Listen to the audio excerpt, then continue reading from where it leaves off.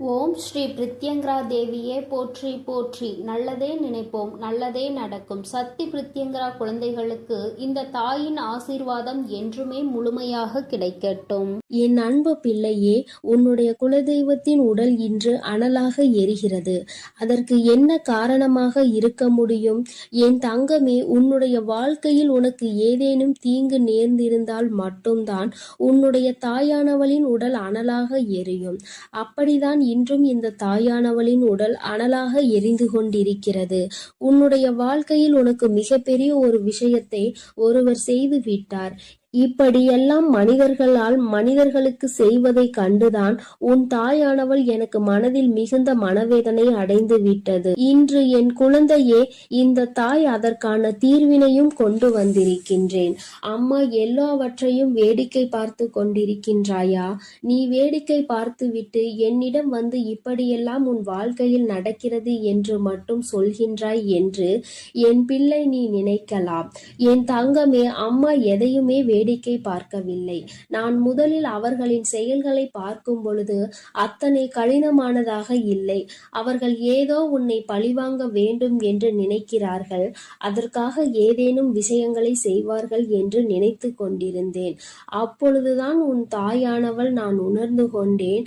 அவர்கள் மனம் முழுக்க தேவையில்லாத எண்ணங்களை நிரப்பிக் கொண்டதோடு மட்டுமல்லாமல் உன்னுடைய வாழ்க்கையில் பல விஷயங்களை செய்ய நினைத்ததோடு மட்டுமல்லாமல் உன் வாழ்க்கையையும் சேர்த்து அழிக்க நினைத்து விட்டார்கள்.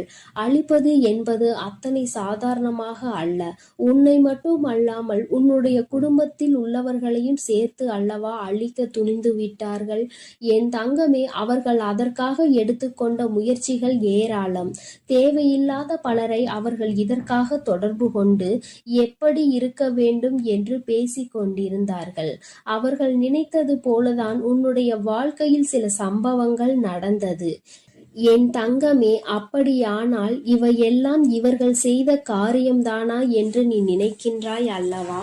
நிச்சயமாக யார் உன் வாழ்க்கையில் உன்னை அழிக்க நினைக்கிறார்கள் என்று இப்பொழுது நீ நன்றாக தெரிந்து கொண்டாய். அது சரிதான் என் தங்கமே, உனக்கு தெரியும் அல்லவா யார் யார் உன் வாழ்க்கையை கெடுக்க நினைப்பார்கள், யார் யார் நீ நன்றாக இருக்க வேண்டும் என்று நினைப்பார்கள் என்று. என் தங்கமே, அப்படிதான் இன்று சூழ்நிலை மாறிவிட்டது. இனிமேலும் இந்த நிலைமை இப்படியே இருந்து கொண்டிருக்குமானால் உன் வாழ்க்கையில் எல்லா பிரச்சனைகளையும் நிச்சயமாக நீ சந்தித்து விடுவாய். அதனால் இன்று இதற்கு ஒரு தீர்வினை கொடுத்துவிட வேண்டும் என்றுதான் உன் தாயானவள் உன் முன்னால் தோன்றியிருக்கின்றேன். என் தங்கமே, இந்த தாய் இன்று உனக்கு சொல்ல வந்த அதி முக்கியமான விஷயம் என்ன தெரியுமா? சில நாட்களாகவே நீ சரியாக உணவு உண்ண முடியாமல் தவித்து கொண்டிருக்கிறாய். எதை சாப்பிட்டாலும் அது உன்னுடைய உடலுக்கு ஒத்துக்கொள்வதில்லை. அது மட்டுமல்லாமல் எந்த ஒரு காரியம் எடுத்தாலும் அதில் தடங்கல்களும் தடைகளும் ஏதேனும் பிரச்சனைகளும் தொடர்ந்து வந்து கொண்டே இருக்கிறது. அதனால் என்னவோ என்னுடைய பிள்ளை இந்த வாழ்க்கையின் மீது மிகுந்த வேதனையில் நின்று கொண்டிருக்கின்றாய். உன்னுடைய வேதனை எந்த அளவிற்கு என்றால் உன் வாழ்க்கை என்னவாக மாறிவிடுமோ, நம் வாழ்க்கை இதோடு முடிந்து விடுமோ என்கின்ற அளவிற்கு உன் வேதனை அதிகமாக இருக்கின்றது. நம்மால் நாம் நினைத்த உணவை கூட உண்ண முடியவில்லை. அப்படியே உண்டாலும் அது நம்முடைய உடலுக்கு ஒத்துக்கொள்ளாத சூழ்நிலை ஏற்படுகிறது அல்லவா? இப்படி இருக்கும் பொழுது என்னுடைய பிள்ளை மனவேதனை அடைந்து விடுவாய். இந்த நேரத்தில் நீ புரிந்து கொள்ள வேண்டியது முக்கியமான விஷயம் என்ன தெரியுமா? இந்த செய்வினையை ஒழிக்கக்கூடிய சக்தியானது உனக்குள் இருக்கிறது. அந்த செய்வினையை அவர்களுக்கு திருப்பி அனுப்பக்கூடிய சக்தியும் உனக்குள் இருக்கிறது என்பதை நீ உணர வேண்டும். தாயே, எனக்குள்ளா இத்தனை நாட்களும் இது இருந்து கொண்டிருக்கிறது. ஆனால் அது எனக்கு தெரியாமல் போய்விட்டதே. நீ முன்பே சொல்லியிருந்தால் அதை சரியாக நான் செய்திருப்பேன் என்று என் பிள்ளை நீ நினைக்கின்றாய் அல்லவா? என் தங்கமே, நிச்சயமாக நீ நினைப்பது சரிதான். உன் தாயானவள் உன்னுடைய வாழ்க்கையில் நடத்தி கொடுக்க போவது சரிதான். அதனால் இந்த நேரத்தில் தான் உனக்கு சொல்கின்ற விஷயங்களை எல்லாம் நீ சரியாக செய்துவிட வேண்டும். முதலாவதாக உனக்காக அந்த செய்வினை அவர்களுக்கு திருப்பி அனுப்ப வேண்டிய வழியை அம்மா சொல்கிறேன். அதற்காக நீ என்ன செய்ய போகிறாய் தெரியுமா? என் தங்கமே, உன்னுடைய வாழ்க்கையில் உனக்கு யாரெல்லாம் செய்வினைகளை செய்ய நினைத்தார்களோ அதனால் நீ எப்பொழுதும் மனமுடைந்து உணவு கூட உண்ண முடியாத சூழ்நிலை உனக்கு ஏற்பட்டிருக்கிறது என்பதை நீ புரிந்து கொள். விஷயம் என்ன தெரியுமா? முதலில் நீ நன்றாக உன்னுடைய மனதை தெளிவுபடுத்தி, இந்த செய்வினைகள் எதுவும் நம்மை தீண்டவில்லை, செய்வினைகள் எதுவும் நம்மை சூழவில்லை, யாராலும் நம் வாழ்க்கையில் எதுவும் செய்ய முடியாது என்று உன்னுடைய மனதினை நீ தெளிவுபடுத்த வேண்டும். அதன் பிறகு நீ செய்ய வேண்டிய விஷயம், நன்றாக உன்னுடைய மனது தெளிவாகி விட்டது என்றால் உனக்கான உணவினை நீ சரியாக எடுத்துக்கொள்ள முடியும். உன்னால் நிச்சயமாக நல்லபடியாக உன்னுடைய உடலை பார்த்து கொள்ள முடியும். எப்பொழுது உன்னுடைய உடல் ஆரோக்கியமாக தோன்றுகிறதோ அப்பொழுது உன்னுடைய மனதில் மிகப்பெரிய தெளிவினை நீ பெற்று விடுவாய். என் தங்கமே, அவர்களுக்கு செய்வினையை திரும்ப சென்று விடுமா? அது எப்படி என்று கேட்கின்றாய் அல்லவா? அதற்கும் இந்த தாயானவள் உனக்கான விளக்கத்தை சொல்கின்றேன். என் தங்கமே, நீ நன்றாக இருக்கின்றாய் என்பதை அவர்களுக்கு செய்கின்ற மிகப்பெரிய செய்வினைதான். என் தங்கமே, நீ நல்லபடியாக உன் வாழ்க்கையில் வாழ்ந்து கொண்டிருக்கின்றாய், நீ நல்ல மனநிலையில் இருக்கின்றாய். என்ன நடந்தாலும், நாம் என்ன செய்தாலும் உன்னை வாழ்க்கையில் எதுவும் செய்ய முடியாது என்று அவர்களுக்கு தெரிந்துவிட்டால் அதுவே அவர்களுக்கு நீ செய்கின்ற மிகப்பெரிய செய்வினைதான். என் தங்கமே, இந்த செய்வினைகள் மற்றவர்களின் வாழ்க்கையில் நாம் ஒருபொழுதும் செய்யக்கூடாது. ஏனென்றால் அவர்கள் செய்வதை நாம் மிகப்பெரிய தவறாக பார்க்கின்றோம். அடுத்தவர்கள் வாழ்க்கையை ஒருபொழுதும் கெடுக்க நினைக்க கூடாது என்று சொல்கின்ற நாமே இது போன்ற தீமைகளை மற்றவர்களுக்கு செய்துவிடக் கூடாது. மாறாக நீ நல்லபடியாக வாழ்ந்து காட்டி செய்வினையை புரிய வைக்க வேண்டும். நீ என்னதான் எனக்கு செய்ய நினைத்தாலும் நான் என் வாழ்க்கையில் நல்லபடியாக இருப்பேன் என்று யாருமே உனக்கு எதுவும் செய்ய நினைக்காத பொழுது, செய்யாத பொழுது நீ மட்டும் அதை என்னாலும் எண்ணிக்கொண்டு உணவு உண்ணாமல் இருந்து உன்னுடைய உடலை கெடுத்து உன்னுடைய மனதை அழித்து வாழ்வது நிம்மதியற்றதல்லவா? என் தங்கமே, இங்கே நிறைய பேர் இப்படிதான் வாழ்ந்து கொண்டிருக்கிறார்கள். நமக்கு ஏதேனும் செய்திருப்பார்களோ என்று நினைத்து நினைத்து அவர்கள் தங்களினுடைய வாழ்நாளில் பாதி நாளை தொலைத்து விடுகின்றார்கள். அவர்கள் நினைப்பது போல வாழ்க்கை இல்லை என்பதை இன்னமுமே அவர்கள் புரிந்து கொள்ளவில்லை.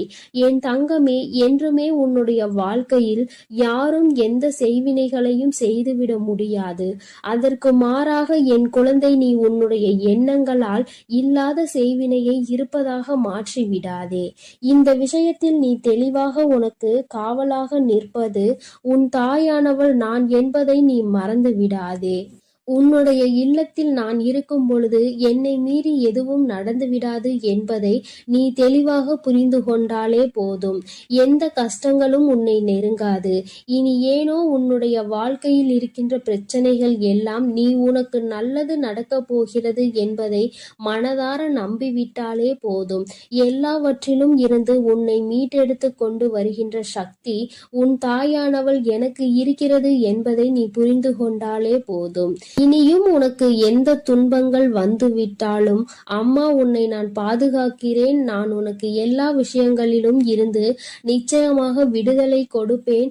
அம்மாவினுடைய உடல் அனலாக எரியும் பொழுது நீ நினைத்தாய் அல்லவா, நம் தாயானவள் எதற்காக இத்தனை கஷ்டங்களை அடைந்தாள் என்று இன்று உனக்கு புரிந்திருக்கும். அம்மா எதற்காக இத்தனை வேதனையை உற்றாள் என்று. நிச்சயமாக இனி உனக்கென்று எந்த கஷ்டங்களும் ஒரு நாளும் இல்லை என்பதை உணர்ந்து கொண்டு உனக்கு பாதுகாவலாக நிற்கின்ற இந்த தாயினை மனதிற்குள் எண்ணிக்கொண்டு சந்தோஷமாக நீ இருக்க வேண்டும். இனி எல்லாமே உனக்கு நல்ல நேரம்தான். என் அன்பு குழந்தையே, இந்த தாயானவளினுடைய ஆசீர்வாதங்கள் உனக்கு எப்பொழுதும் முழுமையாக இருந்து கொண்டே இருக்கும். அதனால் நீ எதற்காகவும் கலங்காதே, எதை நினைத்தும் வருந்தாதே. நான் எந்த சூழ்நிலையிலும் உன்னை கைவிட்டு விட மாட்டேன் என்பதை நீ முழுமையாக நம்பினால் போதும். என் அன்பு பிள்ளையே, இன்று உன் தாயானவள் உன் குலதெய்வ வாக்கினை அல்லவா உனக்கு கொண்டு வந்திருக்கின்றேன். நீண்ட நாட்களுக்கு பிறகு உன்னுடைய குலதெய்வத்திடம் இருந்து உனக்கான நல்ல செய்தி ஒன்று வந்திருக்கிறது. என் தங்கமே, இந்த நல்ல நாளில் உன் குலதெய்வம் உனக்கு நல்ல வாக்கு தர வேண்டும் என்று நினைக்கிறார்கள். அதற்கு அவர்கள் தேர்ந்தெடுத்திருப்பது உன் தாயானவள் என்னைத்தான். என் தங்கமே, அவர்கள் உன்னிடத்தில் பேச வேண்டும் என்று நினைத்த விஷயம் உன்னுடைய வாழ்க்கை சம்பந்தமானதுதான், வேறெதுவும் கிடையாது. என் பிள்ளையே, நீ உன் வாழ்க்கையில் நடக்கின்ற ஒவ்வொரு நிகழ்வுகளையும் இந்த தாயானவள் நான் வந்து பார்ப்பதற்கு முன்பாக அவர்கள் பார்க்க தொடங்கி விடுகிறார்கள் அல்லவா? அவர்கள்தானே முதன்மையானவர்கள். நீ என்ன நிகழ்வுகளை இல்லத்தில் நடத்தினாலும், உன் வாழ்க்கையில் என்ன நடந்தாலும் அது யாருக்கு தெரிகின்றதோ இல்லையோ, உன்னுடைய குலதெய்வத்திற்கு சர்வ நிச்சயமாக தெரியும் என்பதில் எந்த ஒரு மாற்று கருத்தும் கிடையாது. இந்த தாயானவள் நானே உன் குலதெய்வத்திற்கு பின்னால் தான் உன்னை காண வர முடியும் என்பதை நீ புரிந்து கொள்ள வேண்டும். உனக்கு என்ன கஷ்டம் வந்தாலும், உனக்கு என்ன பிரச்சனைகள் வந்தாலும், உன்னை தேடி முதலில் வருவது உன்னுடைய குலதெய்வம் என்பதில் எந்த ஒரு மாற்று கருத்தும் கிடையாது. என் தங்கமே, உன்னுடைய குலதெய்வம் உன் கஷ்டங்களை எல்லாம் முன்னின்று காண்கின்றார்கள். அவர்கள் தருகின்ற வாக்கினை ஒருபொழுதும் நீ தவறவிட்டு விடக்கூடாது. ஏனென்றால் என் பிள்ளையே, உன்னுடைய வாழ்க்கையில் நடக்க இருக்கின்ற எல்லா விஷயங்களையும் தெரிந்து வைத்திருப்பவர்கள் அவர்கள்தான். நிச்சயமாக உனக்கு அதற்கான நல்ல தீர்வினையும் கொண்டு வந்து சேர்ப்பார்கள் என்பதில் எந்த ஒரு சந்தேகமும் வேண்டாம். என் அன்பு குழந்தைக்கு இந்த சக்தி பிரித்யங்கராவின் அன்பும் ஆசீர்வாதமும் முழுவதுமாக கிடைக்கும். ஓம் ஸ்ரீ பிரித்யங்கரா தேவியே போற்றி போற்றி. ஓம் ஸ்ரீ பிரித்யங்கரா தேவியே போற்றி போற்றி.